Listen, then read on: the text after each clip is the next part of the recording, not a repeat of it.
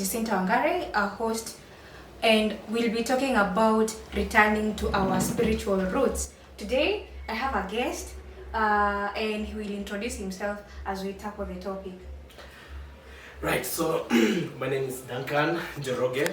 I am a Kikuyu advocate for spirituality, advocate for young men and women to go back to their roots and rediscover the culture that our ancestors left behind, So in Ukundani, these deep areas of Kikuyu, especially in Muranga, a place called Kadara, they're still focusing on that aspect of spirituality, where we see things like circumcision, marriage, initiation, naming. They're still alive, but in the modern world, things like that were forgotten.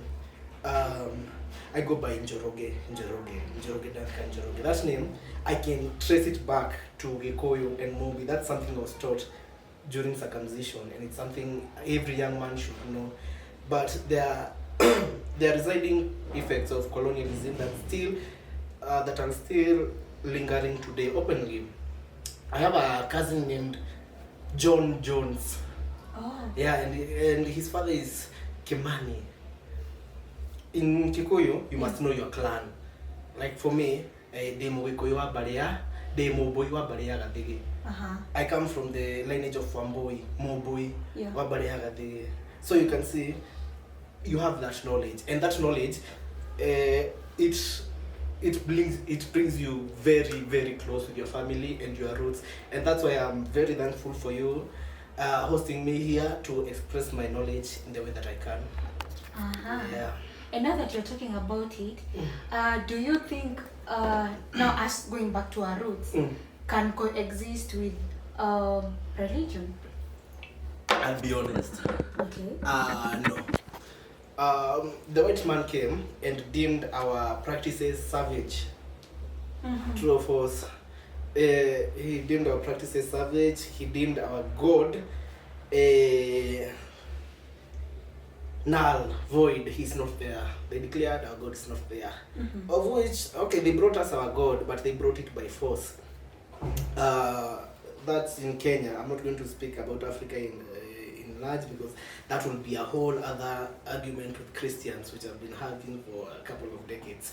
So, the short answer is no, it cannot coexist. The practices and the beliefs cannot coexist. That's the short answer. So you agree with me? You have to go for either one. And it's one or the other. Yeah. It's one or the other, because you cannot serve two masters. That's the plain truth. You cannot serve two masters. So unichague moja usonge nayo. And the fact that someone from far away can come to your country and tell you what to believe, what to eat, and what to wear is surprising to me. It's something that my grandfather and my father and me have never been at peace with. Yeah. So you're at war with whatever we are wearing right now?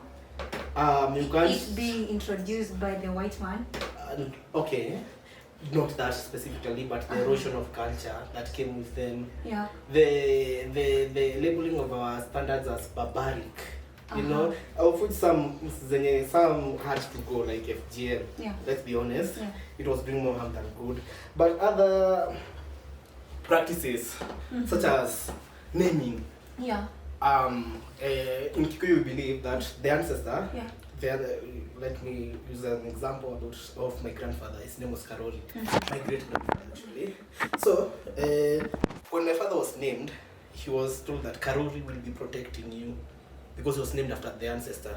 I am named after my father's father-in-law. I am named Njoroge, and my father is named Njoroge. So there, hapo nyumbani, they tell me that I have a strong child. Stop. What do you mean by that? Because I'm being protected by two spirits. That's what they say. Yeah.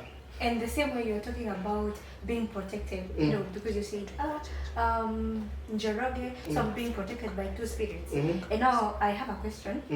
The same way that you believe there's protection because you carry the name, if someone like back then, let's say, okay, I'm also Njoroge, But now the version of the Njoroge,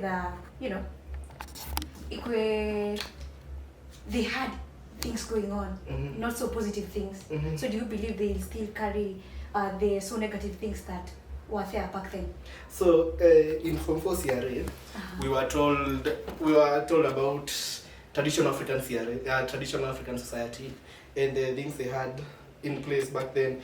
So among them, we were told how men, it's something immoral you have done, So there was obviously some punishment awaiting you, because you can't be a fox in the open. Yeah. So either your lineage is cut, and you can be shunned from the clan. It was actually a very common practice, being shunned from the clan.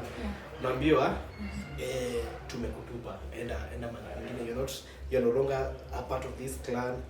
Even other clans were being warned, because Kikuyus would meet very often for prayers facing the mountain. So ukisikia Waweru, he did this to someone, he took someone by force, he can be shunned. It's not like we didn't have any laws back then. Yeah. It's not like the law was brought by the white man. No, we had our structures and they were working for the longest time.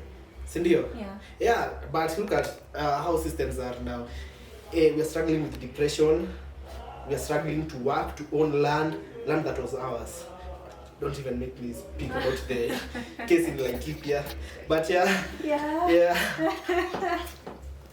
I'm very passionate about this.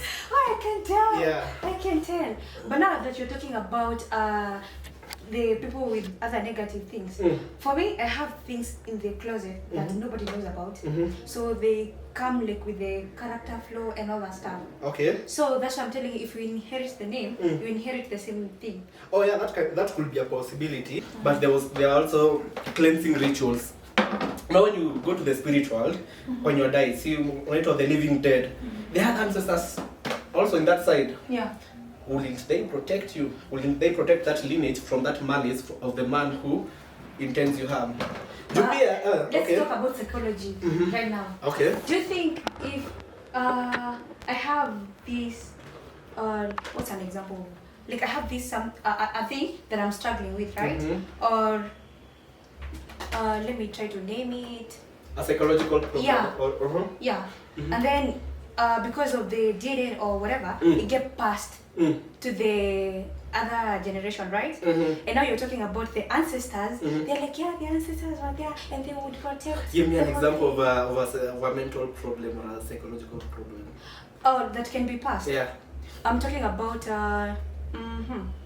ADHD. Yeah, you have it, and then if we What have is and then we pass it. schizophrenia? But now do you believe that now your ancestors, like the living dead, right?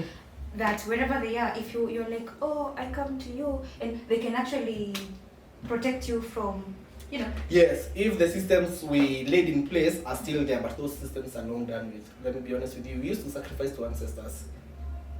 We had Modumogos, you know what that is, the herb people, medicine men. They used to communicate with them for us. Yeah, and you can't say, let me use the mentality of the white person, that these people are crazy. We were being labeled as monkeys. But these systems were there for long ago. You can't tell me 4 generations came and figured out that kuna shida.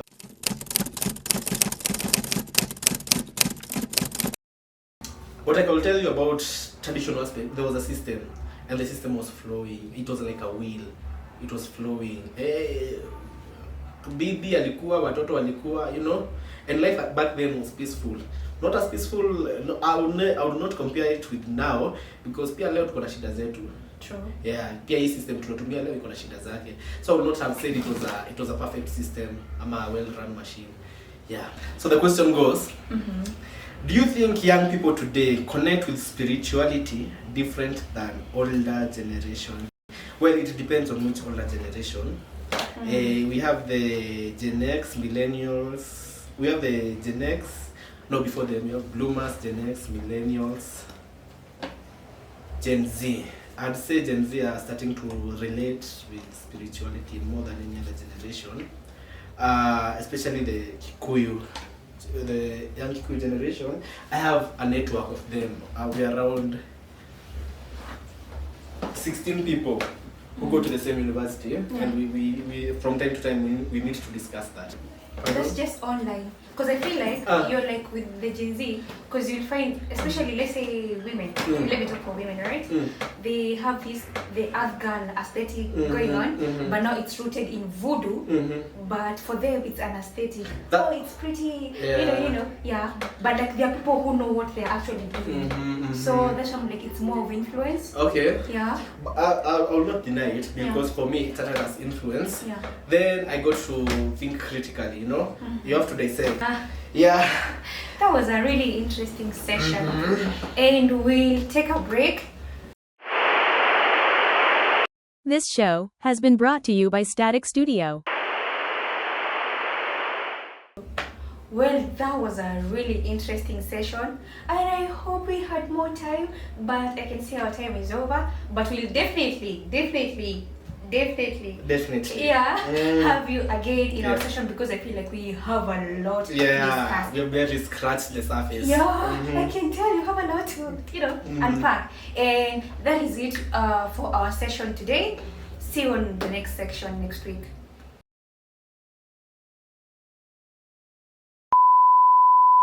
And I was hoping that we had more time, but our time is over. But I'm definitely sure we'll have you.